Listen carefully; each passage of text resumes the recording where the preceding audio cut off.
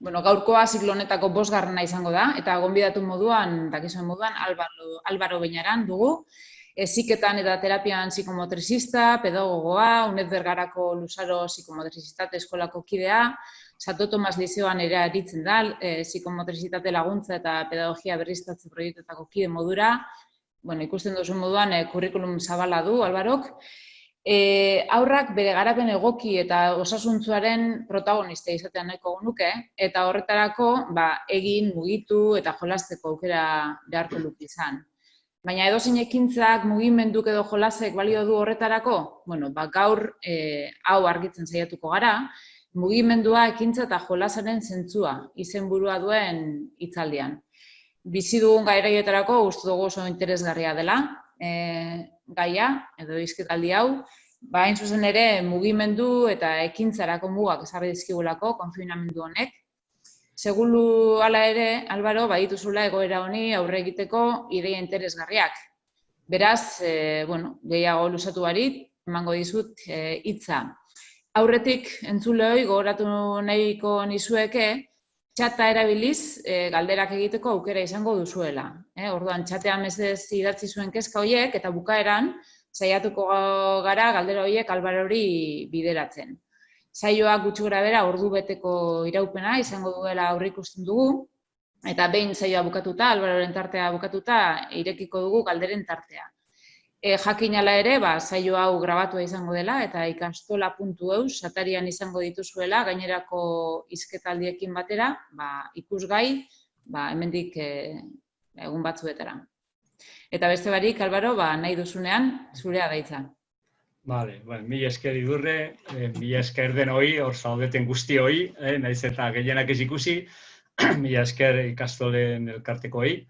Eta, arratsaldeon, badakizue, egoera honetan, guzti hau pixka tarraroa da. Ni bete esaten dut, egiten ari garen hau, da nolala parentesi honetan egoerari eusteko denon artean. Hau ez da izango dana, ez gara ohitu behar honetan, nik bete esaten dut, ez gara gustora egon behar alako gauzekin, baina egin behar ditugu, da orain tokatzen zaiguna, eta laizter modu presentzial batean egon gaitezken. Niretzat hau, pixka zaila da beti, zen ohitutanago jendea ikusten, zuek ikusten, zuen espresioak, zuen keinuak, eta horren arabera nola ere, moldatzen dut pixka nire diskursoa eta nire hitz egiteko modua. Orduan gaur ni jarri dudan izenburua da, ekintza, mugimendua eta jolasaren zentzua. Beraz, ondo, ikusten zaituzten batzuk, hori laguntzen dit, eskerrik asko.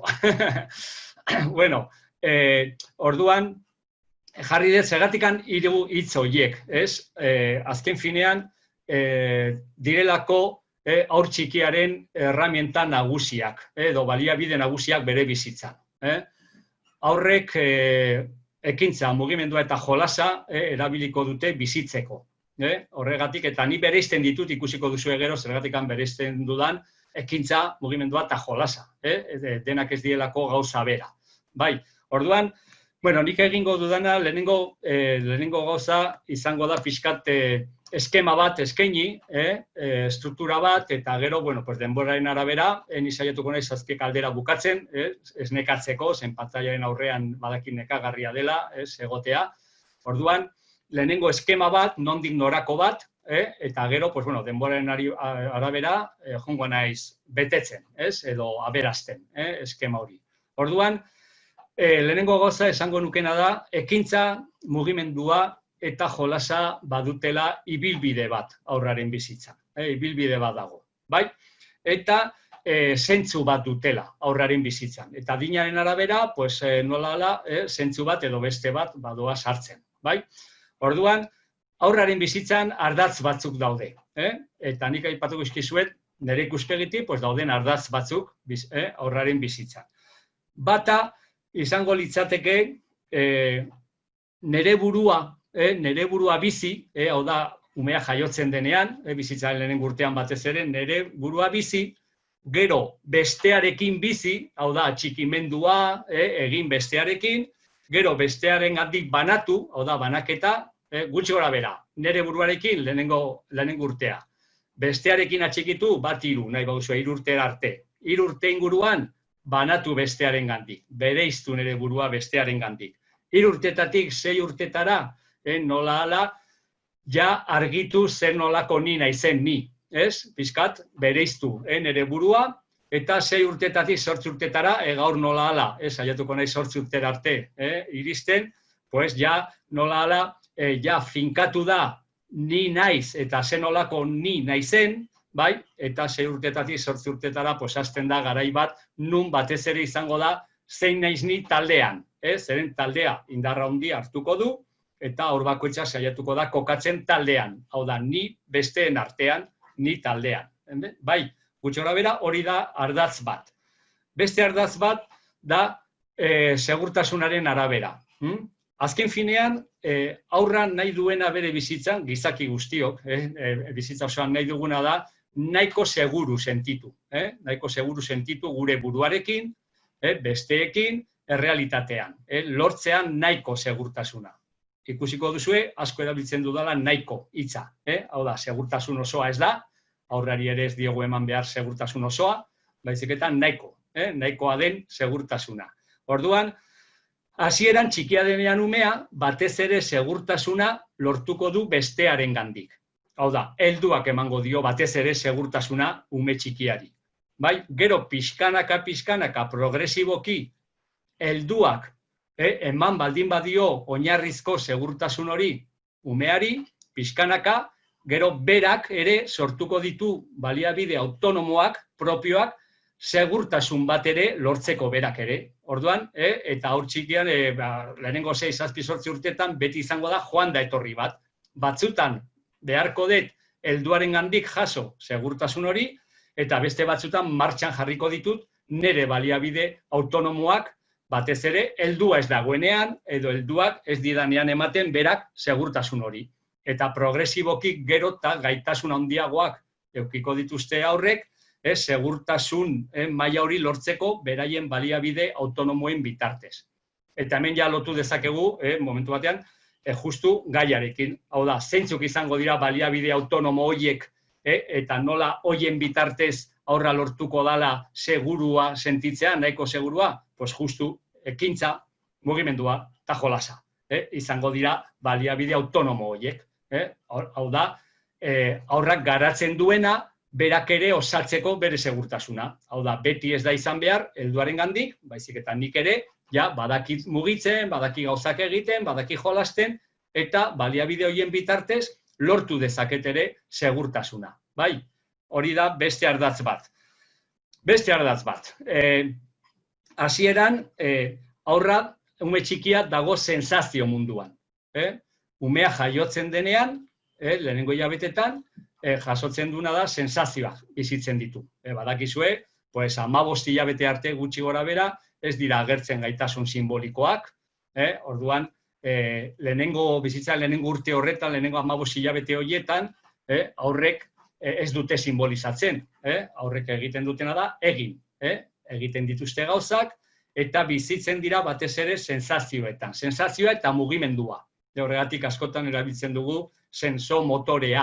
Hau da, sensazioa, mugimendua. Bai, eta hori da nagusia ume txikiaren bizitzan. Jaiotzen denean ume bat, lehenengo hilabetetan, esan dezakegu gorputz bat dala. Bere puntua da organismo bat. Noski, berarekin dagoen helduak ez du hori ikusten. Ikusten du pertsonita bat, maite du, eta bar. Baina berez, da organismo bat. Ez doaka pentsamendurik, oraindik 5, 6, 7, 8 hilabete arte ez du aurkitzen bestea, orduan bizitzen duen guztia, gorputz horrek bizitzen duen guztia, nola hala, bere baitan bizitzen du. Ez daki, nola hala, beste bat dagoela hor, beste bat dagoenik hor, bera zaintzen, eta beste horri esker gertatzen zaizkiola gauzak. Nola hala, bizitzen du dena bere baitan, bai? Eta da, gorputz mailan. Horregatik esaten dugu, abia puntua dela, gorputza sensazioak. Eta hemen izango da oso importantea garai honetan nagusitzea sensazio atseginak. Zeren, nagusitu egiten badia sensazio atseginak nola hala oinarri egoki bat eraikiko da, gero etorriko den garapena aurrera eramateko. Bai, orduan, sensazioetatik pixkanaka, hori 15 hilabetetan agertuko dira gaitasun simbolikoak, hau da, ja gaitasuna simboloak erabiltzeko, bai, eta orduan, pixkanaka agertuko da hitza, agertuko da jola simbolikoa, agertuko da gero marrazkia, pixkanaka beste baliabide batzuk. Orduan ja, ez dira izango bakarrik sensazioak eta mugimenduak, baizik eta ere maila simboliko hori, bai, hitza.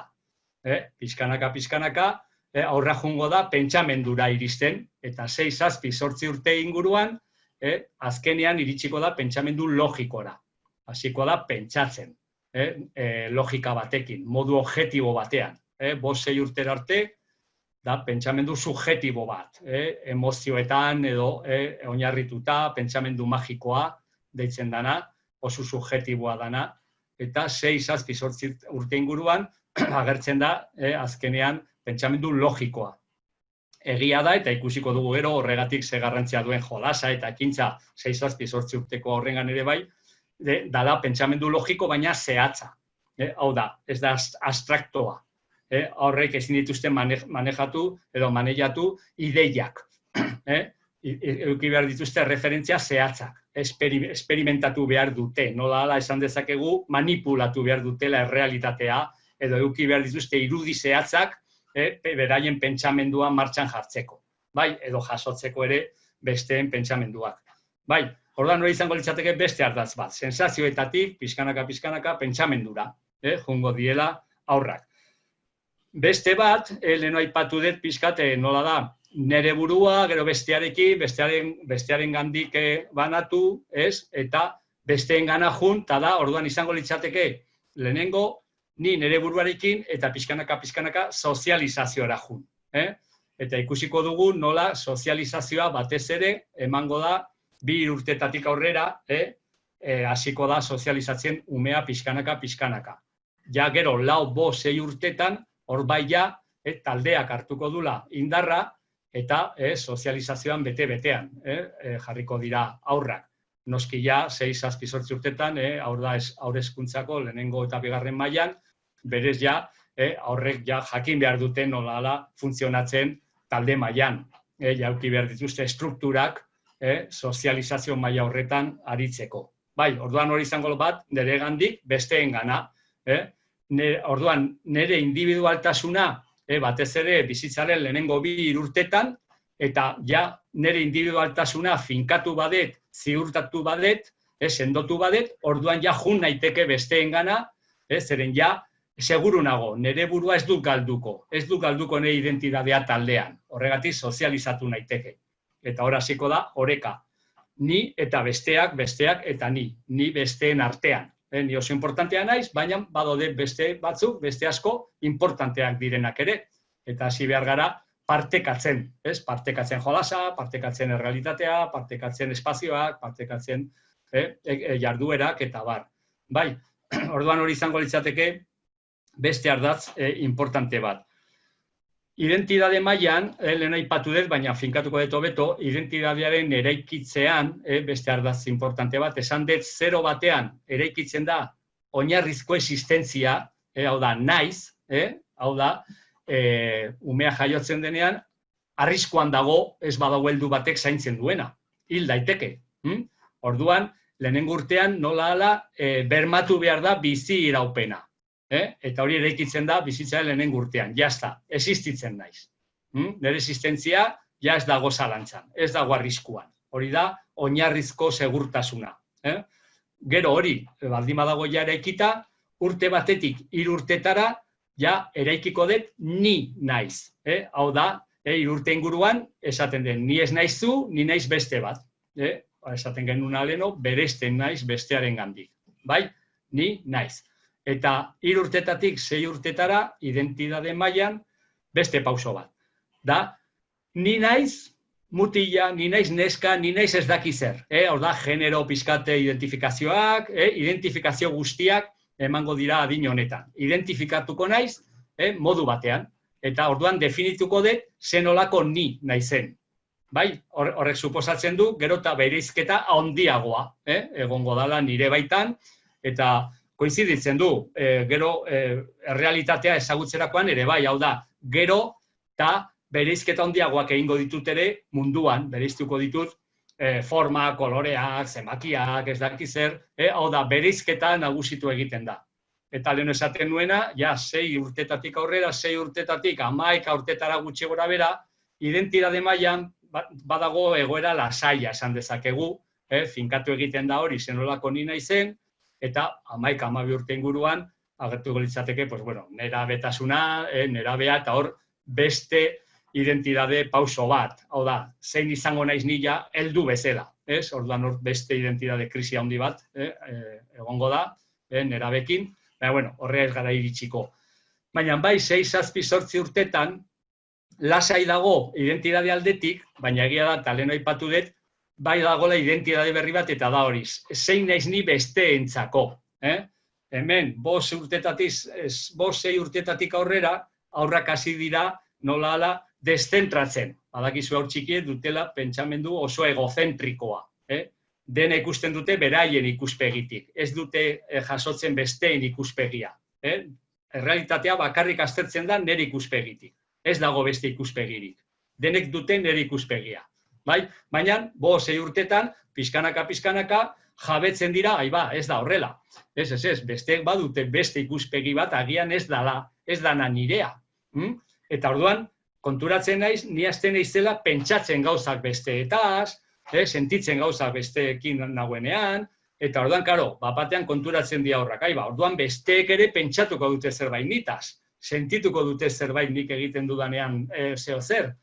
Orduan, horregatik esaten du, pixkat, hasten dala kezka hori, eta nolakoa naiz ni besteentzako, nola ikusten naute, ze irudia dute, ez? Bai, orduan, bueno, hor dago beste lantxo bat, ez, aurrentzako. Bai, orduan hori izango litzateke beste ardatz bat. Beste ardatz bat jolasari begira, izango litzateke ume txikiek, hau da, gaitasun simbolikoak uki baino lehen, 15 hilabete inguruan, berez ez dute jolasten. Jolasa hasiko litzateke gaitasun simbolikoan dagoenean, benetako jolasa. Lehenengo hilabete horietan, 15 hilabete horietan, horrek egiten dute. Mugitzen dira eta egiten dute. Baina ez dute jolasten, zentzu hortan.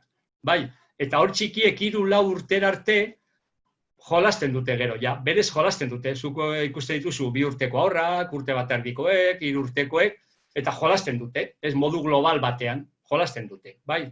Eta gero pixkanaka, 3 urtetatik aurrera, batez ere 4 urtetatik aurrera, pixkanaka, aurrak hasten dira ja jolasak egiten. Ja ez da jolastea modu global horretan, hala, jolastutak ito. Ez, ja da pentsatu pixkat, ez zertan jolastu nahi dut, norekin jolastu nahi dut. Bai, ja ez zeintzu bat dauka, ja ez da berez jolastea. Ja da erabakitzea jolastu nahi dudala, eta zertara jolastu nahi dut, norekin jolastu nahi dudan. Bai, orduan esan dezakegu hasiera batean dela egitea eta jolastea berez, eta gero 4-5 urtetatik aurrera batez ere, ja da jolasak egitea. Eta noski 6-7 urtetan, jolasa jarraitzen du izaten oso herramienta importantea horren bizitzan, baina egia da, pixkanaka, jungo dela bereizten zer den jolasa eta zer ez den jolasa. Orduan badago jolasa dana eta jolasa ez dana. Eta gero agertuko da jolasa eta lana. Aizia eta lana, nola ala. Pixkanaka, alako bereizketa gertatuko da. Bai, bueno, esan dugun bereizketa, ardatz importante bat da bereizketarena, esan duguna. Gero eta txikiagoa, gero eta esan dezakegu dena bat bezala, da. Bai, dena da bat, eta gero pixkanaka adinaren arabera, bat handi horren barruan, hasten dira agertzen zatiak, aspektuak, ezaugarriak, bai, dena hasten da bereizten. Bai, horrek ere eragin aukiko du aurraren mugimenduan, aurraren ekintzan eta aurraren jolasetan. Adibidez mugimenduan oso ageria da, ume txikiek, batez ere 2 urtera arte oso globalak dira, gorputza da bat bezala. Ikusten badugu urte bateko baten gorputza, edo 2 urtekoaren ere bai, dira gorputz hori potolitoak, borobiltxoak, ez dituzte esku muturrak, dena da bat bezala, ez? Eta 3 urte inguruan beti ikustegu nola luzatu egiten dira, gogortu egiten dira gorputz horiek, eta agertzen dira artikulazioak nola ala gorputzean, Eta justu aurrak hasten dira askoz gehiago menderatzen eta koordinatzen mugimenduak. Konturatzen dira, gorputza ez dela bakarrik bat, da bat, baina zatiak dituzu artikulazioak, eskuak, besoak, hankak, eta koordinatu ditzakezu zertarako, pues bueno, gaitasun motrizak garatzeko edo lortzeko erronkak, lortzeko saltuak egiteko modu batean, bestean. Orduan ja ez da mugitzeagatik, baizik eta ja hasten dira ere erronkakin, helburuekin, eta gustatzen zaie esaten dugu hasiera batean da, zure burua ustearen plazerra, txikiek da, utzi zure burua, hori da oinarrizko plazerra, kapaz izatea zure burua usten erortzen, eta bar, eta bigarren plazera handi bat da kontrolaren plazerra, justu aldrebes, nire buruaren kontrolaren plazerra. Esaten dugunean kontrola ez da kontrolatu mugimendua aginte bezala, baizik eta sensazio hori menderatzen dudala nire mugimendua. Ni naiz nire gorputzaren jabe, ni naiz nire mugimenduaren jabe. Eta hori oso sensazio importantea da hor batentzako. Sentitzean nire gorputza egiten du ni nahi dudana. Hori plazera handia, suposatzen du hori. Bai, bueno, ibilbide guzti honetan, oso importantea izango da ere elemento bat, eta da, esaten dugu beti, psikomotorizitatean da plazerra, ez? Plazerra agertu behar da. Hau da, aurrak garatzeko bere mugimendua, bere jolasak, bere ekintzak, nagusitu egin behar da fondo bezala, sensazio atseginak, plazerra, sentitu, aurra egiten duenean zerbait, bizi behar du, hori egiten, kapaza dela sentitzen plazerra bere baitan. Hau da, gustora sentitzen dela horrekin. Bai, eta hemen agertzen da beste elementu importante bat, orain ja, gero ja jungo naiz pixkat ja gehiago zehaztera gauzak, baina agertuko da beste elementu importante bat, eta da, aurra sortzen dula plazerra, egiten duenean, mugitzen denean, jolasten duenean, bere baitan, baina, eta hemen oso importantea da, bapatean ere ikusten du hor dagoela heldu bat. Eta ikusten du helduaren begiradan ispilu bezala plazer hori. Eta hau funtsezkoa da, hau da bizitzaren motor importante bat. Da partekatutako plazerra. Hau da, aurra bizitzen du plazerra, berarekin dagoen helduak sentitzen du, nolala jasotzen du aurraren plazerra, eta berak ere plazerra sentitzen du ikusten aurraren plazerra, eta bueltatzen dio aurrari ispilu hori, orduan nola ala, haunditu egiten da aurrarengan plazerraren sensazioa. Zeren, karo, da bikoitza da esatea. Nik sortzen dut nire baitan plazerra, eta nik sortzen bade plazerra nire baitan, esan nahi du, nire baitan dagola plazerra, beraz, nola ala, positiboa naiz, eta, baina gainera, sortzen dut plazerra bestearengan. Hau da, nik egiten dudana bestearentzat da, plazerra, atsegingarria da. Bai, horrek esan nahi du, nik egiten dudana balorea duela. Begira bestea nola baloratzen duen nik egiten dudana. Bai, orduan horrek biderkatu egiten du aurraren bizipena, maila positibo hortan.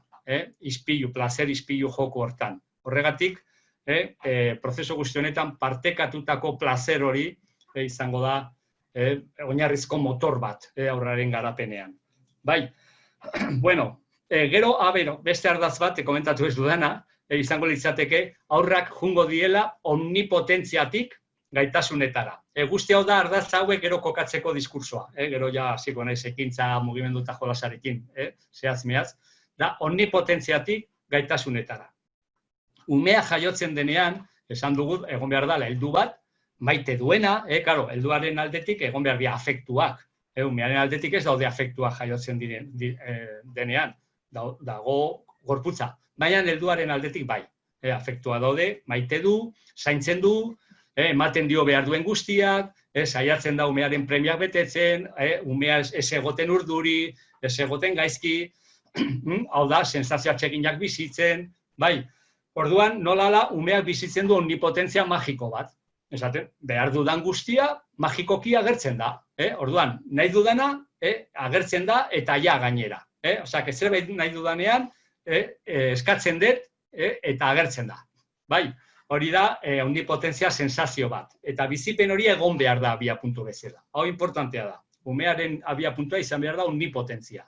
Hau da, lehenengo hilabetetan, heldua saiatu behar da benetan asetzen alden gehiena, umearen premiei begira. Bai, gainera eske hori, lehenengo hilabetetan, premiak dira umeak azaltzen dituen beharrak, ez dira edozen gauza, benetan premiak dira. Gainera jakin behar dugu, beti azaltzen dut, lehenengo 5, 6, 7, 8 hilabetetan, ritmo desberdina daude, bai, lehenengo hilabete horietan, umeak oraindik ez du bereiztu bestea. Horregatik, urduri jartzen bada, negarrez hasten bada, esan nahi du benetan behar dula asetzea zerbait. Hau da, ezin du manipulatu heldua, lehenengo hilabete horietan. Heldua manipulatzeko agertu behar da heldua. Eta heldua agertuko da 5., 6., 7. hilabetean. Bai, orduan umea bai hasiko dala ja harreman jolasetan, pixkat. Horri bai, umea ja hasten da konturatzen egiten badu zerbait, gertatzen dala beste zerbait, eta hasten da harreman jokua. Baina lehenengo hilabetetan ez. Lehenengo hilabetetan benetan lehen asetu behar dira aurraren eskaerak. Bai, orduan, karo, horrek sortzen du halako sensazio bat umearengan. Eta, karo, umea pixkanaka jungo da garatzen gaitasun berriak, eta gaitasun berria dituenean, heldua jun daiteke pixkanaka ez ematen hainbeste. Eta bere alaxe, zen umea ja baditu bere baliabide txikiak, pues bueno, berak ere, esaten genuen aleno, berak ere, bere segurtasun zatitxoa eraikitzeko. Adibide bat, ni beti jartzen dudana da, ume etxean zaudenean eta ume bat baldin badago bere askatxoan, hasiera batean, esnatu bezain pronto, hasten dian egarrez. Ez baduzu hartzen edo ez badioz ematen titia. Ez dituzte baliabideak egoteko heldua asetu gabe.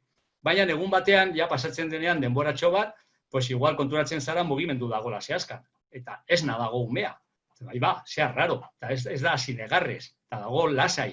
Igual da minutu bat.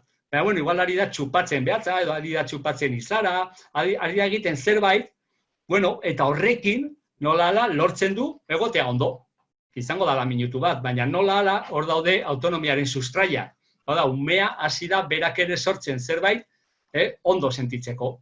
Orduan, ez du behar izan bere alaxe helduaren ekintza, esan dezakegu. Ez, berak sortu du ekintza txiki bat, balio izan diona, pues bueno, ondo egoteko. Gero ja, gastatzen zaionean baliabide hori, oso txikia bada, bere alaxe, pues orduan berriro eskatzen dio helduari. Eskatzen du, ez badaki bendik heldua dagoenik, eskatzen du. Zen badaki agertuko dala. Ezten badan egarrez edo urduri jartzen, agertuko da, erantzun hori. Bai, orduan, pixkanaka, aurra jungo da garatzen gaitasun horiek. Eta heldua horregatik, pixkanaka, nola ala, erretiratu ditzake bere baliabideak. Eta konfiantza uki umearengan, umeak ere garatuko ditula bere baliabideak, segurtasun hori lortzeko. Orduan, agertzen da frustrazioaren dinamika, pixkanaka. Hau da, ja ez da omnipotentzia, baizik eta aurra konturatu behar da, ezin dula dena, eta bere alaxe, baina bai lortu ditzakela gauzak. Hau da, ez naiz omnipotentea, baina gaitasunak ditut. Orduan, interesatzen zaidana da, gaitasunak garatzea. Badakit, ezin izango dudala dena, baina gaitasunak garatzen baditut, aukera handiagoak ukiko ditut gauzak lortzen. Orduan, aurra ekin behar dio gaitasunak garatzeari. Baina gaitasunekin batera beti agertuko dira mugak ere, bai? Eta agertzen da ja joku hori. Gaitasunak eta mugak. Eta bion arteko nola ala oreka hori. Frustrazioa dinamika. Frustrazioaren dinamika da heldutasunaren dinamika. Ondipotentziaren dinamika da ume txikiaren dinamika. Eta ezagutzen dituzue, 5, 6, 7 urteko aurrak nola ala ondipotentzia dinamikan jarraitzen dutenak. Frustrazioaren aurrean, kriston pataletak edo kriston bronkak montatzen dituztenak, eta hori ez doa bat 6 edo 7 urteko hor batekin. Ez badak, baldin bada zerbait larria gertatu zaiona, bai noski, baina baldin bada frustrazio txiki bat, ja adin horietan gaitasun eduki behar dute aurre egiteko frustrazioari, eta bilatzeko nola, edo lortu beste modu batean, edo hori utzi hor eta orduan beste gauza batekin konpensatu, hau da, nola ala malgutasuna garatu, eta bere gaitasunak eta bere baliabideak zabaldu. Izan hain zurruna, hain itxia. Ez bada ni nahi dudan bezala, ja haserrenago. Hori izango litzateke omnipotentziaren dinamika. Hauek izango litzateke ardatzak. Orain guazen pixkat ikustea nola garatzen den ekintza, nola gertzen den jolasa, zer suposatzen duten aurrarengan. Nik aurkezpenean idurre komentatu du, ni beti esaten da oraingo pedagogian, ez? Pedagogia aktiboa. Nahi duguna da, aurra bere garapenaren protagonista izatea, aktibo izatea, ekintza da ardatza, aurrek egin behar dute, jolastu behar dute, mugitu behar dira, eta mugitu egiten badute eta jolasten badute, jazta, aurrera doaz. Eta nik beti matizatzen dut, eta horretik esaten dut. Ez da edozein ekintza, ez da edozein mugimendua, ez da edozein jolasa, balio diona aurrari, benetan garapen egokia aurrera eramateko. Eta adibide bezala jartzen dut, hiperaktibitatea duten aurroiek. Aurroiek pilo bat egiten dute, pilo bat mugitzen dira, eta ez die balio. Orduan, beraz, ez da izan behar bakarrik egitea, balio duena. Baizik eta egitea modu batean. Orduan, nik horretaz arituko naiz. Bai, saiatuko naiz argitzen, niretzat ze elementoak edo dira importanteak, benetan ekintza, mugimendua eta jolasa, nolala, baliagarriak izateko aurraren heldutasun prozesuan.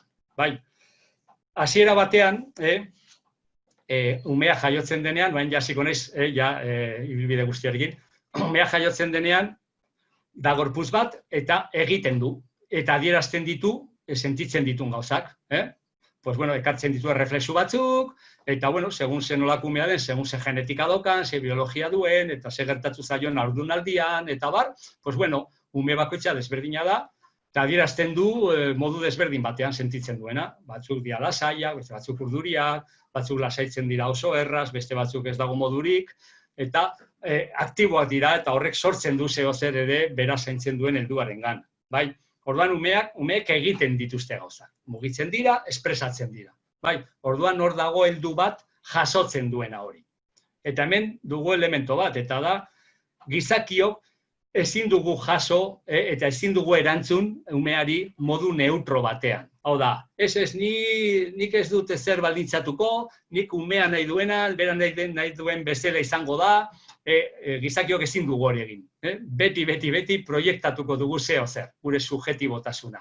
Beti interpretatuko dugu umeak azaldu duena, adierazi duena. Hartuko dugu modu batean edo beste, hau da, afektu batekin beteko dugu hori. Adibidez, igual umetxo bat asko mugitzen dana, igual sortzen du heldu batengan, esatea, ze aktibo den, ze bizia, ez? Eta beste batek esaten du, ze agobio, zer da, hau, ze bomba, ezin dut honekin. Bai, orduan, gauza bera, segun zenolako heldua dagoen hor, bizi daiteke modu batean edo bestean. Eta horren arabera, helduak emango dio umeari erantzun bat edo beste bat. Bai, hemen hasiko da ja, bai baldintzatzen aurraren ekintza. Hau da, umeak bizitzen badu egiten duena besteari gustatzen zaiola esan dezakegu, berak egiten duenean zerbait, besteak hartzen dula komunikazio bezala, eta bueltatzen dio zerbait gozoa, sensazio atseginak, halako gauza positiboak, goxo erantzuten dio, orduan nola ala, umea juten da lotzen. Aiba, niregandik ateratzen dana, hori positiboa da, besteari gustatzen zaio, balioa du, begira, eragiten du, gero nik gauza positiboak edo atseginak jasotzea. Orduan nola, ja hori ikusten dugu nola, umearen egiteko, umeak egiteko nola, indar hori edo joera hori edo jarrera hori indartzen ari da ja. Zen ume horrengan bere oinarria da, niregandik sortzen dudana, oso ondo jasotzen da kanpoan, eta gainera suposatzen du ni jasotzea gauza atseginak. Bai, orduan ikusten dugu nola, segun zer jasotzen duten umeek, lehenengo hilabete horietan, nola baldintzatzen ari dan, zen olako jarrera aukiko duen aurra ekintzaren inguruan. Horregatik hemen oinarrizkoa da, bizitzaren lehenengo urte horretan, helduak eustea, umearen gandik ateratzen den horri, eta jakitea ez bueltatzen agresibitatea edo tentsioa edo, baizik eta kontentzioa, erantzun gozoak, eta bihurtu umearen gandik datorrena komunikazioa. Hau oso importantea da. Esan dugu lehenengo urtean umeek ez dutela jolasten, baina umearekin dagoen heldua bai. Eta hau da importantea. Hau gertatzen da, jolasarekin gertatzen da, hitzarekin gertatzen dana. Hau da, ume txikiek ez dute hitz egiten, baina umea zaintzen duten helduek hitz egiten diote. Eta hau da oso importantea, hau da, umeak ez du jolasten, umeak ez du hitz egiten, baina berarekin dagoen heldua bai. Hitz egiten du berarekin eta jolasten du berarekin. Orduan, hor eraikitzen ari da hitz egiteko estruktura edo ingurugiroa, eta eraikitzen ari da jolastu ahal izateko ere estruktura edo ingurugiroa. Zeren ja, heldua sortu du jolasteko aukera berarekin. Pentsatzen du bere umea jolasten, pentsatzen du bere umeak hitz egiten. Orduan ja, nolala prestatu da bidea, umeak gero jolastu ahal izateko, hitz egin ahal izateko. Hau funtsezkoa da. Baina, hori suposatzen du, heldua, eduki behar duela jarrera hori. Hau da, nire umea hitz egiten dit, nire umea jolasten du nirekin. Egiten du hori jolasteko nirekin, komunikatu nahi du nirekin. Eta nik gozatzen dut horrekin, eta bueltatzen diot jolasa eta komunikazioa. Bai, orduan, hori konturatzen zarete, ematen nagusitu egiten bada plazerra, komunikazioa eta sensazioa atseginak, pues ja, ekintza bide bat hartzen du, ez? Eta mugimendua. Hau da, umea ez ditu bizitzen tensioak, bere burua segurua sentitzen du, segurtasunean sentitzen da, orduan nolala bere ganatu egiten du bere gorputza, plazerrean oinarrituta. Tensioak badaude, mina badago, gozenago eta inork ez dit ematen janaria, edo ematen didate berandu, edo nik urdurinago eta gaina etortzen da norbait eta astindu egiten nau, eta urduritzen da, orduan, halako tensioak sortzen badira nire bizitzan, orduan, ezin dut bizi nire gorputza plazer horretan oinarrituta. Eta ikusi dituzue ume txikiak urduritzen direnean zer gertatzen zaie. Bere gorputza ematen du lehertu egiten dala. Ez mugimenduak, ez esplosioak daude tensio horretan. Beso bakoitza, hanka bakoitza bere aldetik. Orduan, ikusten dugu nola plazerra ez dagoenean, gorputza zatitu egiten da nola hala. Ezin dute aurrek bere ganatu gorputz hori. Orduan, plazerra agertu behar da aurra bere buruaz jabetzeko. Eta hemen dugu, lehenengo eraikitze importante bat, eta da aurra eraikitzea bere gorputzaren batasuna. Sentitzea, eraikitzea, eta lortzen da batez ere 3 urte inguruan. Hau da, ja, oinarrizko identitatea ez da psikikoa, da gorputzarena, hau importantea da. Orduan, gorputzaren batasuna. Hau da, ni naiz hau, nire gorputza hau da. Eta da bat, osotasun bat daukat, mugak ditut. Hau da, nire gorputza ez da zatituko. Sensazio horiek ja ez dira egongo. Nire gorputza seguru dago. Eta sensazio hori baldi badago, bizipen hori eraikitzen bada, horren gainean eraiki daiteke psikismo bat ere, batasun aukiko duna, iraunkortasun aukiko duna, hau da, nire burua iraunkorra da, segurua dago, ez da desagertuko, hori da oinarrizko bizipen bat. Eta hau lortzen da, bizitzaren hasieran gorputzaren bitartez. Helduak ez, heldua beste dimensio badauka, baina umearen aldetik bizitzen duen guztia gorputzean gelditzen da, oinatza bezala, marka bezala, eta gorputzaren bitartez ere bideratuko du bizitzen duen guztia. Horregatik hain importantea da, ekintza, mugimendua eta gorputza. Zeren aurraren mugimenduan, aurraren ekintzan, aurraren ekintzetan nola dago aurraren biografia, aurraren historia. Eta aurraren historia da biologia gehi biografia, elkar eraginean. Hau importantea da, ekarri duena genetikoki, biologikoki, eta aurkitu duena. Eta bion arteko elkar eragin hortan, agertzen da aurraren historia.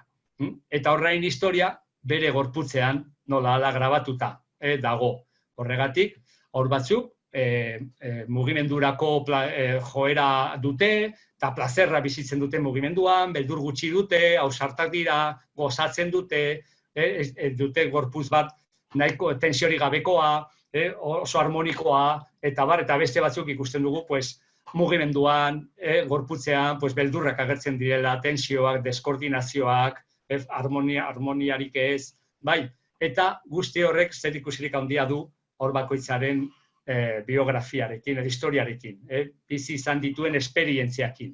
Bai, eta esperientzia hori batez ere, lehenengo urte horietan, bizi izan dituzte, heldu batekin, helduekin, helduaren bitartez. Bai, orduan, hor dugu, ezenolako zentzua duten ekintza, mugimendua, eta jolasa. Zeren, karo, ekintza eta mugimendua dira hasieran, eta hor gelditu daia nola ala egiteko eta mugitzeko nola ala modu bat, aurrarengan, baina 15 hilabetetatik aurrera, umea hasten da garatzen gaitasun berri hori, hau da, simbolizatzeko gaitasuna. Eta badakizue, 15-18 hilabetetan, umeak hasten dira errepikatzen edo imitatzen bizi izan duten edo ikusi duten eszena bat. Eta horregatik egiten dute lo egingo bazuten bezala, adibidez, edo jartzen dute panpin bat lotan. Dira eszenak, errepikatzen dute. Ez da oraindik jolas simboliko garatu bat, baina ja kapazak dira nolala errepikatzen, errepresentatzen eszena bat, txiki bat. Eta hor ikusten dugu jolas simbolikoaren hasiera. Gero, gutxi gora bera, 18 hilabetetatik 3 urtetara, aurra daude beste prozeso batean, eta hau da beste ardatz bat, lehen aipatu ez dudan, aipatu edo pixkat, eta da atxikimendu banaketa dinamika. Esan dugu, nola ala, 8 hilabetetatik 3 urtera arte, bizi izan dala atxikimendua eta banaketa, hau da 3 urte inguruan banaketa ematen dala, baina hori 18 hilabetetan, 2 urtekoen gelan, adin horietan, aurrak ari dira lantzen, hori, beraien segurtasuna banaketaren aurrean. Beraientzako funtsezkoa da garai hortan, claro, atxikitu egin direla beste batekin, claro, heldu hori batzutan dago, batzutan ez dago. Hau da, presentzia-ausentzia dinamika agertzen da beraien bizitzan. Eta adin horietan funtsezkoa da. Horregatik berriro ere, ekintza, mugimendua, nola ala jolasa, izango dira aurraren erramienta nagusiak. Ez ziurtatzeko bizipen horren aurrean. Zer, azken finean, banaketaren aurrean, bai, inseguru sentitzen dira, tensioak bizitzen dituzte. Orduan, gutxitzeko, tensio horiek gutxitzeko bizitzen duten beldur hori horren gainean, beraiek hasten dira ere, baliabide autonomoak garatzen. Eta zeintzuk dira din honetan. Ekintza batzuk dira, bete eta ustu, ontzi bat bete pilotakin edo piezakin, eta gero ustu dena, bildu objektuak eta gero sakabanatu, izkutatuta agertu, kuku jolas hori, izkutatu gauzak eta gero aurkitu, urrundu eta urbildu, joan da etorri, bai, orduan konturatzen bazarete, ekintza guzti horietan badago simbologia bat, eta da egon eta ez egon. Betetzen dudanean badago, ustu egiten dudanean ontzi bat, ez dago. Bildu egiten ditut gauzak, badago. Sakabanatu egiten ditut, ez dago. Nola ala, umeak egiten ari dira errepresentatzen presentzia, ausentzia dinamika. Eta hemen, agertzen zaigu elemento funtsezkoa dana, orain bai ulertzeko, zen olako ekintza, mugimendua eta jolasa benetan da interesgarria. Eta da, aurrak sortzen duena. Hau da, ez da, inposatzen badiogu aur bati, adibidez, 2 urtetan jolastu behar dute horretan, venga, guazen egitea, bete eta ustu. Ez da teknika bat, ez du balio. Zen hemen, elemento importantena da, beraiek sortuak izan behar direla ekintza hauek. Bai, bestela ez dute zentzu berdina. Zergatikan beraiek sortuak. Zen aurrek, ja, maila simboliko hori dutenean, egiten dutena da, bai jola simbolikoa eta bai alako ekintzak erabiltzen dituzte, menderatzeko bizitzan dituzten egoerak edo dituzten bizipenak. Errealitatea menderatzeko. Hau da, presentzia-ausentzia dinamika horretan, aurrak dira dinamika horren objektuak, hau da, helduak erabakitzen du egon ala ez egon. Bai, baina beraiek egiten dituztenean alako jolasak edo ekintzak, orduan beraiek menderatzen dute hori simbolikoki. Ni nahi dudanean badago, ni nahi dudanean ez dago. Orduan ni menderatzen dut. Eta simbolikoki nola ala, gutxitu egiten dute sentitzen duten angustia edo sentitzen duten beldurra banaketaren aurrean. Eta hau oso importantea da, zen jolasa beti baliogarria izango da, aurra sortua baldin bada, lantzeko bizitzan gertatzen zaizkion gauzak, bideratzeko gertatzen zaizkion gauzak. Horregatik, aurra egiten ditunean gauzak mugitzen denean, eta jolasten dunean, bera sortuak baldin badira, eta plazerrean egiten baditu, hau da, bigarren elementua, hau da, aurrak sortuak, eta plazerra nagusitu egiten dala, ekintza horietan, bai? Orduan, bi elementu horiek baldin badaude, emango diote segurtasuna. Emango diote erramienta bat, nolala gutxitzeko sentitu duen segurtasuneza edo sentitu duen beldurra. Bai, hau da funtsezkoa. Horregatik, aurra izan behar da bere jolasen protagonista. Hemen daude oinarrituta ez zuzendutako pedagogiak, aur txikiekin. Zen, guk eragiten badugu aurrek egitea jolas bat, esan digutelako horrela lantzen dala ez daki zer, ez bada beraiek sortua ez du funtzio bera. Eta ojo, biak egon daitezke. Hau da, noizbenka, heldu batek asmatu ezake jolas bat, eta aurrek egitea heldu batek esan duen jolas bat. Baina horren funtzioa, ja ez da izango hainbeste aurrek menderatzea zeo zer. Hori izango da, helduaren gandik jaso segurtasuna. Da beste elemento bat. Biak kombinatu daitezke, noizbenka, helduak ematen dizkien, esan dezakegu aurrei, oparitxo bezala jolas batzuk, eta horre pasatzen dute oso ondo helduarekin, eta segurtasuna eta plazerra bizitzen dute, eta beraiek sortutako jolasetan, hor bai, sortzen dituzte da baliabide autonomoak. Nun aurrek beraiek sentitzen dute menderatu dezaketela egoera hori. Bai, hau oso funtsezkoa da, ulertzeko zenolako ekintzak, zenolako mugimenduak, zenolako jolasak izan daitezke benetan baliagarriak. Eta beste elemento bat, ja zer ikusirik dauka helduarekin. Hau da, aurre jolasten dutenean, egiten dutenean, txikiak direnean, gehiegizkoak dira esan dezakegu. Aur txikiak, batez ere urte batekin, 2 urtekin, 3 urtekin, 4 urtekin, nola ala, adierazten dutena beti pixka gehiegizkoa da, energia handia dute, hau da, oraindik ez dituzte filtro oso handiak. Orduan, adierazten dute gehiegizko modu batean gauzak, bai? Orduan, gerta daiteke 2 urteko ume batek astea botatzen, ez dakit, hori egurrezko piezak, airetikan, eta, ez? Orduan, hor agertu behar da heldua, eta zer da importantea, helduak eman behar dio zentzu bat aurraren jolasari. Eta lagundu behar dio bideratzen. Hau da, erreprimitu gabe jolas horretan funtsezkoa dana, baina bai bideratu, adibide hortan. Helduak ezin dio esan bakarrik horrari, ez bota gauzak. Hori da errepresioa, botatzea gauzak txarra da. Ez da esatea, ez, begira. Kontuz, botatzen baituzu pieza horiek, mina eman dezakezu. Baina, nahi baduzu, begira hor ditugu pilotak, edo espazio horretan duzu aukera botatzeko. Zen hemen zer da importantena, errespetatzea aurraren beharra. Eta hor txikiek, bota behar dituzte gauzak, kolpatu behar dute, korrika egin behar dute, eta bar, gu lagundu behar diegu, bideratzen, egokitzen, segun ze espazioan dauden, ze materiala den, eta lehen esan duguna, pixkanaka, bereizketa munduan sartu. Baina erreprimitu gabe, hau da, beti errespetatzen, jolas horietan, ekintza horietan, dagoen beharra, fondoko beharra. Orduan, aurra agertzen da frustrazioa. Eta da, material honekin ez, beste honekin bai. Mira, orain ez, baina gero bai. Espazio honetan bai, eta espazio horretan ez. Eta helduari dagokio aurkitzea nola eman bidea. Hau da, ez da bakarrik ezetz esatea. Esatea, jo, bale, hemen esan behar diot ezetz, baina nik ikusten den nire aurrari etorriko litzaiokela oso ondo bizitzea hori.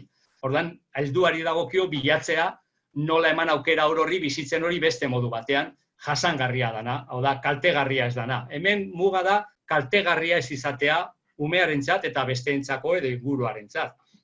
Da bakarrik hori, eta umeari erakutsi lasaitasunean, pues bueno, zer ezin daiteke egin kaltegarria izan daitekelako, eta nola bai egin daiteken. Nik uste dut hor dagoela momentu importante bat. Eta zentzua eman, aurrei gustatzen zaie ere heldua begirada jartzea, egiten dutenean zerbait, eta bai, ikusi dut egin duzuna. Horrek sentitu behar dute, helduaren begirada beraien ekintzetan, beraien mugimenduetan, beraien jolasetan, eusten diola berak egiten duenari. Hau da, ez du murrizten. Da begirada batek, suposatzen dion aurrari segurtasuna esan du. Jo, ze ondo begiratzen didana heldu horrek, begirada horren aurrean, ni sentitzen dut, jo, gai naizela, sentitzen dut balorea daukatela, eta orduan gogo handiagoa ditut egiteko, eragiteko, bai, hau ere oso importantea izango litzateke. Bueno, orduan, gabiltza. Bueno, aurrera goazela, ja, esan dut, agertuko da jola simbolikoa, hasiera batean izango da hori, mugimendua, egitea, ekintza horiek esan ditudanak, gutxi gorabehera 3 urtera arte, eta 3 urtetatik aurrera batez ere, eta 6 urtera arte, jola simbolikoa nagusi izango da. Eta jola simbolikoa berriro ere edukiko du funtzio hori. Hau da, nola egin aurre, errealitatean bizitzen ari diren gauzei. Orduan, aur bakoitza bizipena ditu, adibidez, ni beti jartzen dut adibide bera, pues, gozarian eduki du ez dakit bronka bat heldu batekin, ez, umeak, eta gero pues juten da ikastolara, eskolara, eta hortxe, zer egiten du? Pues igual hartzen du panpin bat, eta bera bronka botatzen dio panpinari jola simbolikoan. Eta horrela nola ala zer egiten du berriro? Pues leheno esan duguna, menderatu egoera hori. Hau da, bestean nola ala, heldua zerretu da nirekin, eta ni izan naiz pixka biktima, esan dezakegu. Baina, jolas honetan, nik hartzen dut panpina, eta bideratzen dut nire amorrua, nire gauzak, eta horri esker nola esate, bueno, bale, nik ja menderatu dut egoera hau. Horregatik, jolas simbolikoaren bitartez, ja adin horietan, 3-6 urtetan, horrek egiten dutena da, errealitatea bereganatu, beren tamainara nola ala ekarri errealitatea. Errealitatea gehiegizkoa da adin horietan, aurrentzako, baina jolasaren bitartez, jolas simbolikoaren bitartez, magikoki aurrek nolala menderatu dezakete errealitate horretan bizitzen dutena. Horregatik hain importantea da ustea denbora. Denbora eta espazioak aurrek jolastu ahal izateko. Ez da bigarren mailako gauza bat. Ez jolasten, ari dira beraien burua ziurtatzen, ari dira beraien burua ezagutzen, ari dira mundua ezagutzen, errealitatearekin komunikazioa sortzen, orduan da oinarrizko erramienta. Horrekin batera mugimendua dago, gorputza egiten, eta esan dugu, mugimenduaren bitartez, ekintzaren bitartez, eta jolasaren bitartez, lortzen badute segurtasuna, lortzen badute ondo sentitzea, orduan lortzen ari gara niretzat aurrezkuntzako helburu nagusia, eta da, segurtasun oinarri psikoafektiboa nola da lortu. Lortuko bagenu, 5 urtekin aur guztiak ateratzea, psikoafektiboki seguru, nik uste dut ja, biderdia egina egongo litzatekeela. Bai, eta bueno, bukatzeko 6-7 urtetan, 6-7 urtetan, segertatuko da, agertuko diela araguak, araututako jolasak. Ja ez da izango jolastea, hola, denokor batera, baizik eta, klaro, elkartzen dira, konturatzen dira bestea daudela nahi dute besteekin jolastu, eta orduan araguak behar dira. Hau da, ja, zuk ematen diozu baloi bat 3 urtekoei, eta borrokadak aberen nor hartzen du baloia eta gelditzen da berarekin. Baina ematen diezu baloia 5 urtekoei eta antolatzen dute jolas bat, baloi batekin. Orduan, ja, kapazak dira, ez funtzionatzen bakarrik emozionalki, afektiboki, hau da, nik nahi dut baloia, baizik eta nik nahi dut baloi honekin besteekin jolastu. Edo maiko jolasak, ere bai, orduan, arauak dituzten jolasak. Eta horrek ja, aurrek badute gaitasuna moldatzeko arauekin, kontuan hartzeko txandak, ez dakiz zer, eta gainean nahi dute, kapazak dira frustratzen beraien iniziatiba, beraien gogoa, egoteagatik ere besteekin. Batzutan nire iniziatiba, batzutan bestearena, eta ni badaki ze polita den taldearekin jolastu ahal izatea. Eta 6 urtetatik 8 urtetara ja jolasak agertzen dira, araututako jolasak, eta hemen oso importantea da ikustea, aurrak kapazak direla, taldean aritzen, eta bueno, badakigu bai, dala garai bat nun oso zorrotzak dira arauekin, nola aurkitu dituzte arauak oso zorrotzak dira, eta horregatik 6-8 urtekoen taldeetan, bronka asko egoten dira, eta tirabirak, zeren denak ari dira, nola da, ajustatzen, arau munduarekin. Horregatik nibit esaten dut, helduak ez dira gehiegi sartu behar bronka horietan, horren gertatzen da gurasoen txatetan, guraso batzuk ematen du egon diela jolasaren erdian. Eta ezin da sartu horren munduan maila hortan, ezin da inbaditu pizkatari egon bai, baina utzi behar zaiezen, beraien momentu batean daude bronkan, eta hortik 2 minututara daude lagun. Ez dira helduak, dute beste funtzionamendu bat. Bai, orduan ja, 6-8 urtetan, aurra ja arituko dira horretan. Eta edukiko dituzte ja momentua jolasteko, momentuak egiteko beste gauzak, baina egia da, lehenengo eta bigarren maila horietan, interesgarria dela mantentzea jolas giroa edo ekintza giroa. Hau da, ezin dira landu edukiak, nola hotzotzean, adin horietan. Bai, bukatzeko, 11-12 urte inguruan, berez, izango litzateke teknikakin hasteko garaia. Zer esan nahi dut, askotan esaten da, bale, judo, bestea, teknikak, ez? Eta askotan hasten da 5 urtetan. Berez, 10-11 urte baino lehenago, teknikak ez dira izan behar importantenak. Zer da importantena? Lehenago, adina horietan, 5, 6, 7, 8, 9 urte horietan, importantena da ondo pasatzea lagunekin. Ondo egotea lagunekin, gustora egotea eta jolastea. Gero, 10-11 urtetan, ja bai, zeren, esaten genuna, agertzen da pentsamendu ja abstraktoa, beste gauzak, eta horrak hasi daitezke, ja benetan, aukeratzen, eta ikasten teknikak, nahi badute, baina ez lehenago. Lehenago izan behar da jolas giroa, izan behar da harremana, sozializazio hori, gustora, eta ez teknika. Beti teknika egon behar da, nola harremanaren zerbitzuan, harremanaren pean, eta jolasaren pean.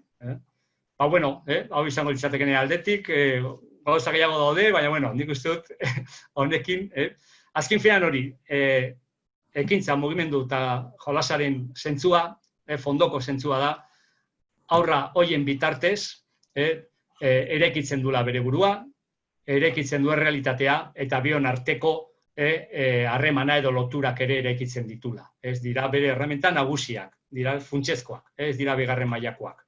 7-8 urtera arte, nik esango nuke direla bakarrak, osea, beste guztia askoz garrantzia txikiago aukiko luke. Horregatik, sortu behar ditugu aukerak, espazioak, denborak, segurtasunean jolastu ahal izateko, autonomia jolastu ahal izateko, eta egia da, autonomia jolasteko, autonomian aritzeko, beraiekin dauden helduek sortu behar dutela segurtasun inguru giro hori. Hori da gure funtzioa. Lehenengo gure gandik jaso segurtasun iturri hori, eta horri esker beraiek sortu segurtasuna lortzeko baliabide autonomoak. Pues hori. Bueno, listo. Oso ondo. Ba, eskerrik asko, Álvaro. Hemen txatean esaten duten moduan plazerra, zuri entzutea. Galdera pare bat bai badaudu dela, orduan aukera badukazu behintzat. Lehengoak hitz egiten du edo galdetzen du gaitasun handiko aurren inguruan. Behar izan bereziak ere badituzte jolas eta mugimenduari dagokionean da galdera, eta hala balitz, zure ustez, helduok nola lagundu diezkegu kasu horretan aurroiei? Bai, bueno, nik honetan emango dut ikuspegi oso subjetiboa. Gaitasun handiko hor batzuk seguru daudela, eta seguru daudela hor batzuk halako gaitasun handia dituztenak, eta egia da baldin badute ezaugarri hori, izan daitekela batzutan oztopo bat egokitzeko, beste aurrekin eta inguru giroan. Baina nik esan nahi dut hori izango diela gutxi batzuk, ez orain dauden hainbeste. Ezke modak daude, pedagogian eta hezkuntzan. Garai batean dislexikoak, beste batean hiperaktiboak, gero Asperger eta orain gaitasun handikoak. Orduan, ez dakiz gertatzen da, baina agertzen dira aurrak milaka. Eta guraso batzuk azkenean nahi dute bere aurra gaitasun handikoa izatea. Eta ojo horrekin. Badaude, baina askoz gutxiago, ez hainbeste. Orduan, baldin badago alakor bat, ni lehenengo gauza nik uste dut, guraso bezala, baldin baduzu alakor bat, lehenengo gauza, horri bidea eman dezaiokezu, noski, zure aurra ondo pasatzen badu, ez dakiz zenbakiekin, gauzakin, egin hori komunikazio bezala, harreman bezala, beste hor batek, ez dakit, egiten du bizikletan ibili eta zureari gustatzen zaio, hori, baina ez areagotu hori ere, hau da, ez izan esklusiboa hortan. Lagundu ere zure aurrari eskaintzen beste gauzak. Errespetatzen pixkat bere izakera hori, baina ez itxi hortan. Batzutan egiten dena da, nola nire aurra hain ona den horretan, gainera estimulatu egiten dut hori gehiago. Eta nik egingo nuke errespetatu hori, kontuan hartu noski baiez, bidea eman, baina zabaldu aukerak ere horri. Modu lasai batean, baina ez itxi hortan. Eta nik ezagutetut aurrak, eta nik uste batzutan, ez dira egokitzen, klaro, hemen dago mekanismo bat aurrengan, eta da, zer da nire helduei gustatzen zaiena, zergatik maite naute. Eta, klaro, transmititzen badiogu ume bati maite dugula, gaitasun handia ditulako, hori eskainiko digu. Orduan, da nola transmititu, maite zaitugu horrekin, eta beste horrekin, eta beste horrekin, lasai, gaitasun handia dituzu, eta berdin du ez badituzu, maite zaitugu. Baina ez horregatik bakarrik. Bai, holako kontuz, esagerazioekin, esango nuke. Lagundu horiek lasaitzen hori, kontuan hartuz, baina ez zentratu orain hori da bilatu, nola estimulatu gehiago. Ez que, karo, horra, eta karo, horiek orduan ezin dira moldatu lagunekin. Nik hortikan, esaten dut, da ikuspegi subjetibo bat nirea, baina, bueno, bai. Ados. Beste galdera bat estraeskolarren inguruan aipamen bat egin duzulako, oso txikitatik apuntatzen ditugula, hainbat estraeskolarretan, izan kirola, edo dantza, edo ezagutzen ditugun horiek guztiak. Galdetzen du orduan, iazuk 10-11 urtera arte ez ote dituzun estraeskolar horiek komendatzen.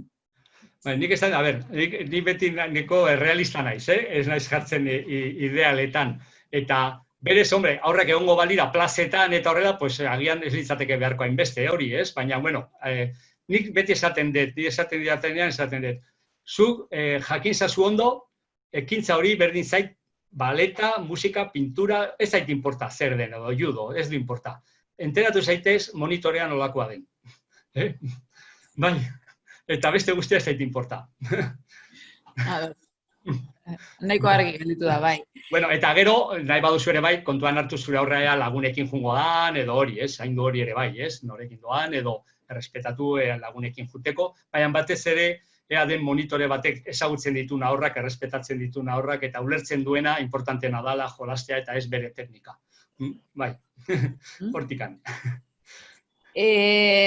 Beste galdera bat, apur bat orokorra da, baina konfinamendu egoeran egon eta aurrekin egoteko, lagunekin egoteko aukerarik izan ez duten aur horiei, nola lagundu aldi egun galdetzen dute? Begira, bai, gainera, bai, azkenean, aztu zaita aipatzea zerbait konfinamenduari buruz. Bueno, nik emango dut, lehenengo, sarreratxo bat, ez? Eta nik uste dut importantea dela, ez? Konfinamendua aurrei begira, Eta lehenengo aurrei begiratzeko konfinamenduan eta egoera berezi honetan, lehenengo helduei begiratu behar diegu.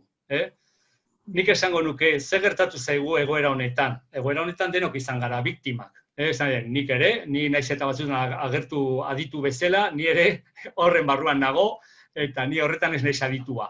Niri gertatu zaizuei guztioi bezala. Harrapatu nabonek eta egin dut ahal izan dudana. Orduan, lehenengo gauza da, eta baina konfinamendu honek, egoera honek, balio izan du ere, nik uste balio du, eta hor bai, kontuan hartu behar dugu denok, ulertzeko zailtasunetan dauden aurrak. Zer esan nahi dut honekin? Aurrek, eta bia ideia hor lehen ez dut aipatu, aurraren bizitzan gertatzen bada zerbait gehiegizkoa, gehiegizkoa dana berarentzat, gehiegizko beldurra, gehiegizko ez dakiz, gehiegizko tensioa, bai, hori gertatzen denean, aurrak orduan ezin ditu sortu baliabideak hori gainditzeko. Hau da, aurrek sortzeko jolasak, sortzeko ekintzak, sortzeko mugimenduak ondo sentitzeko, gertatzen zaiena izan behar da jasangarria, ez gehiegizkoa. Zerbait gehiegizkoa dugunean gure bizitza, ezin dugu jolastu horrekin. Ezin dugu bilatu baliabide bat aurre egiteko, blokeatzen gara. Edo erreakzionatzen dugu. Gaizki dauden aurrak, ez dira egiten ari, ez daude ekintzan, ez daude jolasean, ez daude erreakzionatzen, defendatzen gehiegizkorren aurrean. Eta hori gertatu zaigu, helduoi egoera honetan. Zer egin dugu asko? Pues gauz asko egin, hiperaktibitatea. Bizkotxoak, kirola, bizikleta ez daki zer, jende asko aritu da gauza pilo bat egiten, eta orain ulertu ditzakegu hiperaktibitatean dauden aurrak. Ulertu daitezke oso ondo. Gehiegizko zerbait duzunean, hori da reakzio bat. Beste batzu, depresioan pixkat, beste batzu galduta, denok egin duguna izan da, batez ere lehenengo 2-3 astetan izan da erreakzionatu. Aurrekin ere, euforia, ikusi hor, pantailetan ideiak, ez dakizer, dantzak, antzerkiak, bestea, izan zen kriston euforia. Hori izan zen erreakzio bat, baina normala, esan nahi dut, hori da gertatu behar dana. Ez gara sentitu behar gaizki horregatik. Horregatik nik esaten, konfinamenduan eta guzti honetan lehenengo gauza da helduok pixka gure burua lasaitu. Eta horregatik aurrei begira lehenengo helduon artean elkar lagundu. Hau da, bilatu laguntza zure ondoan dauden helduengan eta denon artean lagundu hobeto egoteko gu helduok bezala. Eta bilatu nola antolatu gure bizitza helduona denon artean hobeto egoteko, gero horrekin gaudenean, hobeto egoteko. Eta ez proiektatzeko horrengan gure reakzio horiek. Horregatik bikotea badugu etxean, lagunak ez dakizer, bota hor gure emozioak, bota hor gure tensioak, antolatu, venga, ni behar dut ordu bat nire kasa ibiltzeko, venga, nik egun gara horrekin, baina gero nik ere nire ordua, venga, guazen antolatzera. ez? Nola bilatu, nola egon ondo, helduok aldugun onena, egoera honetan, gero orduan bai, egoteko prest, aurrekin egoteko, eta ez erreakzioan. Eta gero ere, zertarako, ezin baditzeko ere, inbeste, konfiantza aukere horrengan, ez diegu entretenitu behar denbora guztian. Esan nahi dut, gu ansiedadean bagaude, sortzen dugu ansiedadea. Venga, orain egingo dugu ez dakizer, venga, orain bestea, venga, guazen honetara. Azkenean aurroiek gero bukatuko dute eskatzen gero eta gehiago. Zen, karo, ez diezu guztien espazioa, ez? Badakit, hau da, teoria badakit, hemen bakoitzak alduena egin du, eta nik beti esaten, eta hau bukatzen denean, eta azten garenean ateratzen, nik esaten bade gauza bat da, barkatu behar diegu bestei eta gure buruari egin duguna. Denokan kasartu dugu, denok egon gara ez dakiz zer egiten, seguru denok, orduan, ahaztu hori esan bega, ala, alduguna egin dugu, eta orain goazen hemendik aurrera, aber nola hobetzen ditugun gauza. Eta horrekin, pues hori, nik uste dut, ez ere euki ansiedade hori, ez, guk aurrek egin behar duguna da, beraien mundua zaindu, ez, saiatu, ez iristen beraien gana, gure gana iritsi dana. Gu izan behar gara filtroa, hori da oso importantea. Eta gero, segun ze adina duten, pues batzuekin hitz egin daiteke gertatzen danaz, beste batzuekin ez da inbeste behar, gero segun ze ohiturak ditugun familian, eta bar, eta ni bete esan dut, saiatu estrukturatzen egunak, janariak badaude, ez dakiz zer, pixkat, fondoko estruktura bat jarri, eta gero horren barruan, egon daitezke festatxoak, egon daitezke momentuak, baina ez eutxi nola zure bizkarrarekin gauza guztiei, nik eutxi behar diot, izango gara la familia feliz, ez? Pues ez, deno gaude pixka gaizki, eta, bueno, pues saiatu, aurre sentitu behar dute, ez dagoela mehatxu hori, gutxienez bere helduek badakitela nola eraman hori. Osea, kasu honetan helduen gandik, leheno esan dudana, helduen gandik jaso behar dute hasierako segurtasun hori, eta hori jasotzen badute, beraiek orduan ere autonomoak izango dira. Bestela, akabo, urduri jarriko gara denok, eta ojo, transmititu dezakegu, behira, egoera zaila da, ez dakizer, segun zer den, baina batez horrek sentitu behar dute, bueno, bale, dago zerbait arraro, baina nire helduek nola zerbait badakite, ez nago hain arriskuan, ez?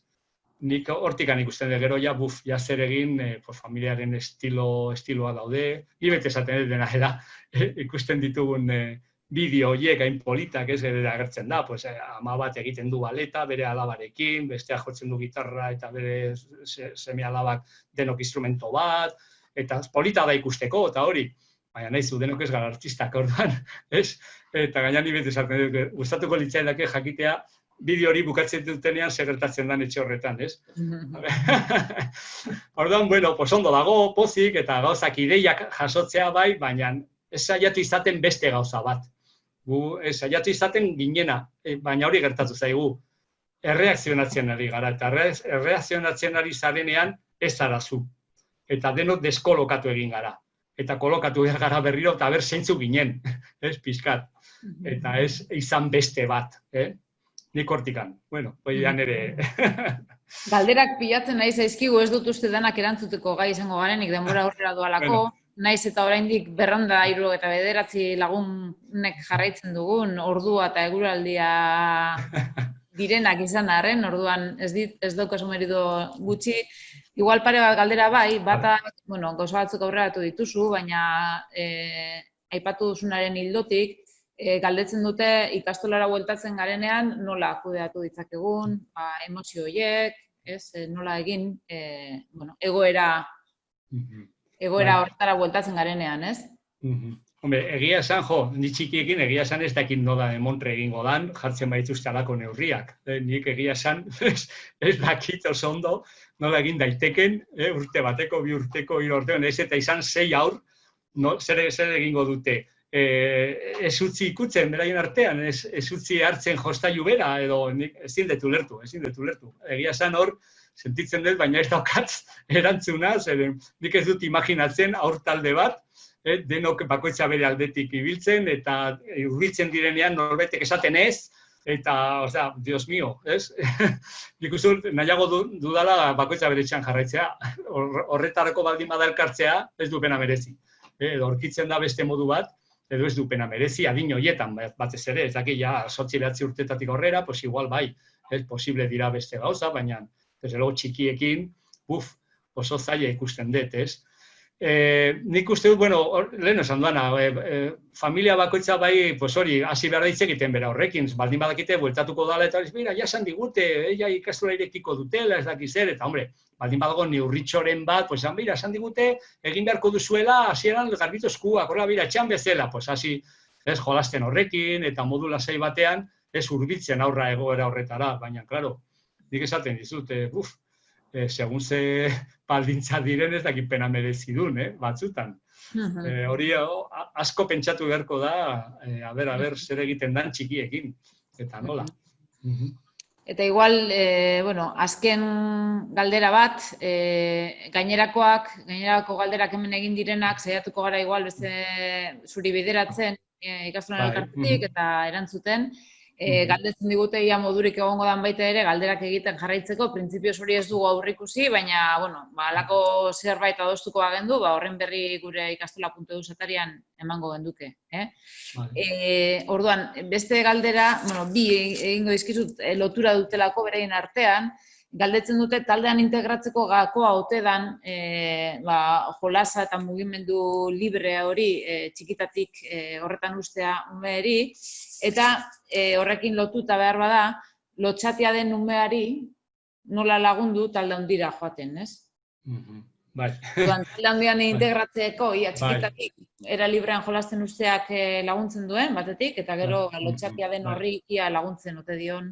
Hombre, niretzat hori, bai hori, eman baldin bada, ibilbide hori hau da, umea jaso du segurtasuna eta jolasa eta komunikazioa helduaren gandik eta segurtasun horretatik, hemen oso importantea heldua alde batetik babestu du behar den bezala aurra, oinarrizko segurtasuna eman dio sensazio eta bizipen atsegin horiek, eskaini dizkio beren harremanetan eta bere esperientzietan guzti hori eman baldin bada, bere mailan, zeren gehiegizko bada ere ez da, hau da, gain babesa ere ez da egokia. Orduan, hemen izan behar da asko eman eta gero espazioak sortu eta espazioa eman. Hau da, aurra esploratzeko eta juteko esperimentatzera, pixkanaka. Orduan, aur bate bizi baldin badu lehenengo babes egoki hori eta gero juteko baimena, biak, hau da, atxikitzeko eta banatzeko biak, orduan, aur horrek aukerak ditu desde luego jolasa, ekintza eta mugimendua erabiltzeko, integratzeko moduan, seguru. Nik uste dut aukera handiak eukiko ditula, zeren, karo, bera konfiantza du bestearengan eta konfiantza du berarengan, hori da importantea. Biak batera erekitzen dira, bestearengan konfiantza eta nire baitan batera doaz. Bestea egonda behar izan dudanean, beraz konfiantza dut. Eta gero, bestea ere desagertu da, konfiantza dulako nigan eta konprobatu dut, baiet, nik ere egin dezakedala bestea gabe. Orduan, oreka hortan, garatu dut konfiantza nire baitan eta bestearengan. Eta horrekin, pres nago egiteko, gogoa daukate egiteko, esperimentatzeko, ausartzen naiz, ez dut beldura hondirik, eta bai, baliabide egokia ditut. Gero, komentatu duzun bigarrena, hor gertatzen dana, aur batzuk, justu, leheno pizkata aipatu dana, garatzen dutena da, beldur bat. Orduan, aur batzuei ez zaie gustatzen mugitzea. Aur batzuei ez zaie gustatzen besteekin egotea. Zeo zergatikan, ez dakigu. Auskalo gertatuan faktore asko egon daitezke, baina zeo zergatikan aur horrek hori edo lotxa du edo beldurra du, zerbait gertatu zaio, eta horregatik ezin da integratu taldean, ezin da ireki, ezin da zabaldu. Ez du konfiantza, eta orduan itxe egiten da. Berez, karo, jolasa ekintza eta hori, karo, lagungarri izango litzateke, baina, karo, eske justu lagungarri izango litzatekena da ezin duena. Orduan ezin gara hortik hasi. Orduan, zeharkako bideak aurkitu behar ditugu da, nola lortzen dugun aur horri segurtasuna ematea, bera pixkanaka gutxitzeko beldur hori. Orduan, hasi behar gara ikusten nun dagoen aur hori, hortikan abiatu lasaitasunean, eta nik esango nuke, hau da, ezin duguna da behartu edo exigitu orain komunikatu behar zara edo sozializatu behar zara. Zen berak ezin badu ezin du momentu hontan. Orduan da nola esan bira, postira. Zu horrela zara momentu hontan, lasai. Baina, bueno, gu egingo ditugu gauzak laguntzeko zuri, jolasten eta horrela, eta orduan nik beti saiatuko nintzateke eskaintzen bideak, baina ez exigentzia bezala, baizik eta laguntza bezala. Hemen oso importantea da nola egiten dugun. Desberdina da esatea, eske jun behar duzu besteekin, plazan egon behar zara besteekin, edo esatea, begira, saiatuko gara, venga, ni lagunduko izu pixkat eta saiatuko gara. Ez du funtzionatzen, pues ez dago kritik esan, lasai, gaur ezin izan duzu, pues no, ez du importa. Baina gu, ni saiatuko naiz, behin eta berriro zuri laguntzen. Zeren, pena ematen dizuke egotea lagunekin, pena ematen dit ikustea zu bakarrik, eta nire dezu besteekin egotea. Baina ez dizut exigitzen. Bai, nola ala, oso importantea da hemen laguntzea, ez exigitzea aurrei ateratzen egoeratik. Da, venga, baina bai gauzak egin, ez da ere ustea hor, esatea, bueno, eske da horrela, utziko dugu bakarrik, ez da hori. Aurra jakin behar du, gu nahi dugula bera gainditzea zaitasun hori. Baina ez diogu esaten gaizki egiten ari denik. Ez zara gaizki egiten ari, baina gertatzen zaizuna ez zaizu komeni. Horregatik ni, naizela, zure aita, zure ama edo lagundu behar dizut. Ezin zaitut utzi egoera honetan. Lagundu behar dizut, orduan saiatuko naiz gauzak egiten. Baina ez exigentzia bezala, ez kritika bezala, baizik eta laguntza bezala. Bai, hortikan, badakite, ez da erresa, ez hor ja kasu bakoitzean ikusi behar da, baina batez ere sartu tensio handiagoa. Batzutan egiten duguna da tensionatu asko hori. Nahi dugu, gu esaten dugu, gu ez goaz sintomara, hau da, ez, goaz aurraren gana. Non dagoen aurra, nola eman konfiantza, nola eman segurtasuna, eta da tensioak entzen erditik. Orduan, helburua bada gainditzea egoera hori, baina ez da egon behar erdian. Bestela, harremana egiten dugu ez aurrarekin, baina baizik eta bere ezinarekin. Hau gertatzen da kakarekin, adibidez, aurra horiek. Eske kaka egiten du, ja kontrolatu behar du esfintarrak, eta nik ezagutu ditut aurrak, ez da laitz egiten aurrari buruz, hitz egiten da bere kakaz. Orduan, aurra desagertzen da sintomaren atzean. Hori ez da gertatu behar. Saiatu behar gara tensioa jaisten eta bilatzen hori. Zeharkako bideak, baina bai, helburu horrekin, noski, aurrak lortzea gainditzen hori. Bai, badaki oso teorikoa dela, baina bueno. Oso ondo. Ikusten dut oraindik 253 pertsona daudela, igual azkenengo galdera egingo dizut, eta horrekin bai benetan amaituko dugula. Apurra lotuta dagoelako azkenengo galdera honekin. Behar bereziak dituztenekin nola jokatu galdetzen dute, edo Aspergerren kasuan nola lagundu taldean integratzeko. Bai, hombre... Galdera, batean erantzuteko ez dakit oso horrezak izango diren. Ez, bueno, nik hemen eman ditzakete ideia orokorrak, gero, beti esaten dut, hau da, kasuz kasu banaka, beti ajustatzeko benetako erantzun bat, Orokorrean, nik esaten denean, integrazioa eta eskola inklusiboa, oraingo kontzeptua, haur bat benetan sartzeko, talde batean, parte hartzeko talde batean, ez da bakarrik taldean sartzea, da baldintza egokitan sartzea. Hau da, nahi badugu benetan inklusiboa izatea eskola bat, baliabideak uki behar ditu.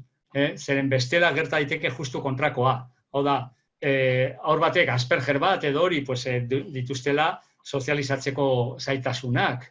Berez, beraiek ez dute interesa normalean horretan, Orduan, nik uste lehenengo egon behar dira baliabideak, eta zentzu dira baliabideak, normalean egon behar da igual pertsonaren bat, zubia egiten duna, eta haur batzutan behar dute, atera behar dute pixkat berriro sartzeko taldean.